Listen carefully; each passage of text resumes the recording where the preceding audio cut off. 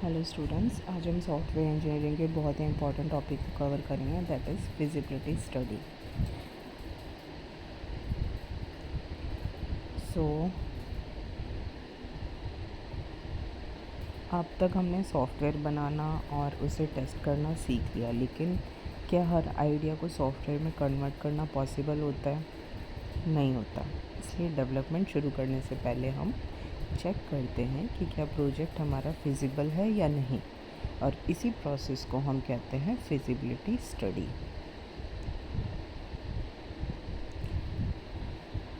Simple words में अगर हम कहें फिजिबिलिटी स्टडी क्या है, feasibility study checks whether project is possible और नॉट। तो किसी भी प्रोजेक्ट को शुरू करने से पहले ये चेक करना कि क्या ये प्रोजेक्ट बनाना पॉसिबल है या नहीं, उसे ही फिजिबिलिटी स्टडी कहते हैं। ऐसा नहीं होता कि क्लाइंट ने कोई आइडिया दिया और हमने कोडिंग शुरू कर दी। पहले हम उसकी प्रैक्टिकलिटी चेक करते हैं। It evaluates practicality before starting software development. Feasibility study का मतलब होता है चेक करना कि कोई प्रोजेक्ट पॉसिबल है या नहीं, यानी हम एनालाइज करते हैं कि क्या हम इसे बना सकते हैं, क्या हमारे पास रिसोर्सेज हैं, क्या ये प्रैक्टिकल है। तो simple lines, feasibility is equal to possibility check. Example, अगर आप एप्लीकेशन बनाना चाहते हो लेकिन आपके पास कंप्यूटर ही नहीं है, तो क्या प्रोजेक्ट फिजिबल है? नहीं है।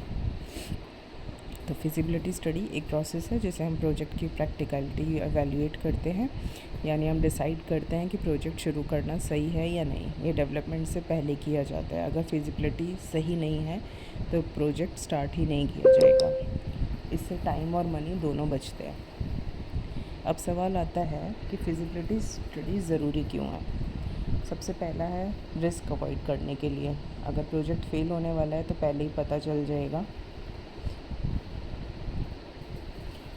तो अगर प्रोजेक्ट आगे चलकर फेल होने वाला है तो हमें पहले ही पता चल जाएगा, इसीलिए रिस्क अवॉइड करने के लिए हम फिजिबिलिटी स्टडी को पढ़ते हैं। सेव कॉस्ट, दैट मीन्स गलत प्रोजेक्ट पर पैसा बर्बाद करने से बचता है। ठीक है। अननेसेसरी खर्च जो होता है उससे हम बच जाते हैं। थर्ड, बेटर डिसीजन मेकिंग, हमें क्लियर आइडिया मिल जाता है कि प्रोजेक्ट करना है या नहीं।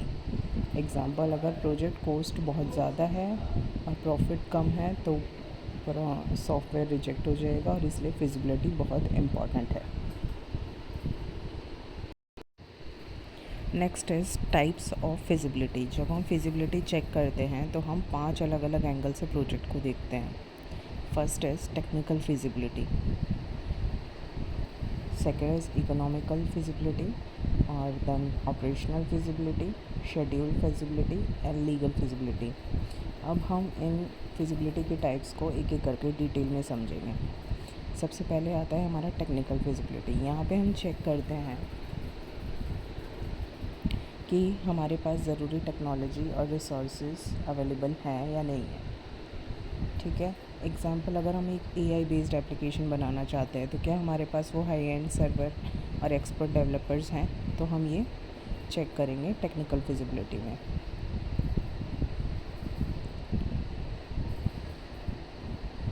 इसमें हम देखेंगे जैसे हार्डवेयर, सॉफ्टवेयर, टेक्निकल स्किल्स हैं, ये सब अवेलेबल हैं कि नहीं है। अगर अवेलेबल हैं तो हमारा प्रोजेक्ट फिजिबल है, अगर नहीं है तो it is not feasible. Second is economical feasibility. Economical feasibility का मतलब होता है कॉस्ट वर्सेस बेनिफिट एनालिसिस। हम चेक करते हैं कि प्रोजेक्ट पर कितना खर्च आएगा और उसमें कितना प्रॉफिट होगा।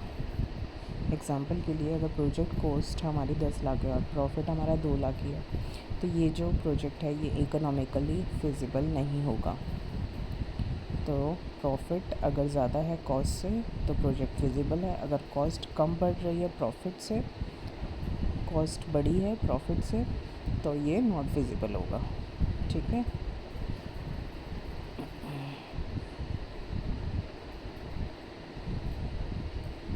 तो इसमें हम देखते हैं कि क्या प्रोजेक्ट हमारा बजट में है और क्या इस प्रोजेक्ट से होने वाला प्रॉफिट उसकी कॉस्ट से ज़्यादा होगा। ठीक है। Next is operational feasibility. इसमें हम चेक करते हैं क्या सिस्टम रियल लाइफ में प्रॉपर्ली काम करेगा या नहीं। एग्जांपल, अगर सिस्टम बहुत कॉम्प्लेक्स है और यूज़र यूज़ नहीं कर पा रहे हैं तो सिस्टम ऑपरेशनली फिजिबल नहीं है। इसमें हम देखते हैं user friendliness, practical usability, organizational support और सिस्टम ईजी और यूजेबल होना चाहिए। तो इसमें एक तरह से सिंपल वर्ड्स में कहा जाए तो हम देखते हैं कि यहाँ पे सिस्टम रियल इन्वायरमेंट में काम करेगा, क्या यूज़र से इस नए सिस्टम को इजीली यूज़ कर पाएंगे, क्या ये सिस्टम कंपनी के करंट वर्क फ्लो में फिट बैठता है या नहीं। ठीक है। Next is schedule feasibility. इसमें हम चेक करते हैं कि क्या प्रोजेक्ट टाइम पर कंप्लीट हो सकता है या नहीं। एग्जाम्पल, अगर क्लाइंट कहता है कि 1 महीने में एप्लीकेशन चाहिए लेकिन प्रोजेक्ट को 6 महीने लगेंगे तो ये जो है फिजिबल नहीं है। तो टाइम मैनेजमेंट बहुत इम्पॉर्टेंट होता है,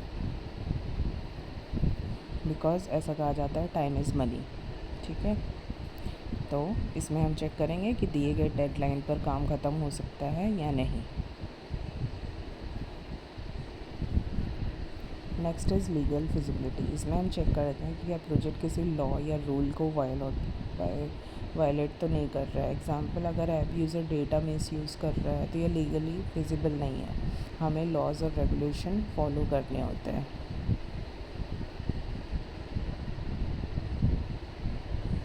तो इसमें हम लीगल इश्यूज़ और कॉम्प्लियंस को चेक करेंगे कि ये सॉफ्टवेयर किसी लॉ को ब्रेक तो नहीं कर रहा है या डेटा प्राइवेसी और कॉपीराइट रूल्स को ध्यान रखा गया है या नहीं। ठीक है। सो फिजिबिलिटी करने से क्या होता है, रिस्क कम हो जाता है और प्लानिंग बेहतर होती है जो प्रोजेक्ट की सक्सेस को इंश्योर करती है।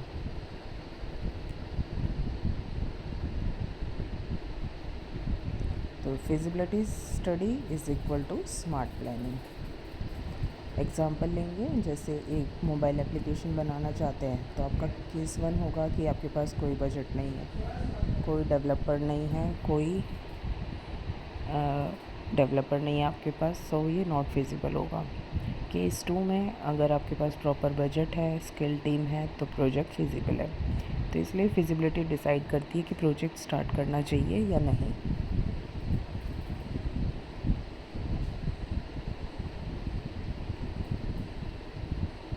तो इन शॉर्ट, किसी भी सॉफ्टवेयर को बिल्ड करने से क्या होता है, किसी भी सॉफ्टवेयर को बिल्ड करने से पहले फिजिबिलिटी स्टडी एक सेफ्टी नेट की तरह काम करती है। ये इंश्योर करती है कि हम अपना टाइम और पैसा सही जगह लगा रहे हैं या नहीं।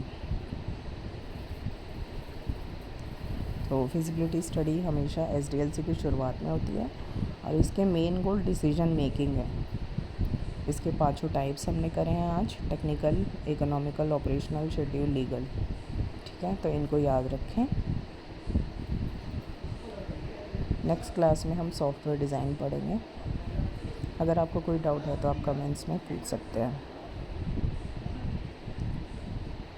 So that's all for today. Thank you. If you like this video, please like, share and subscribe.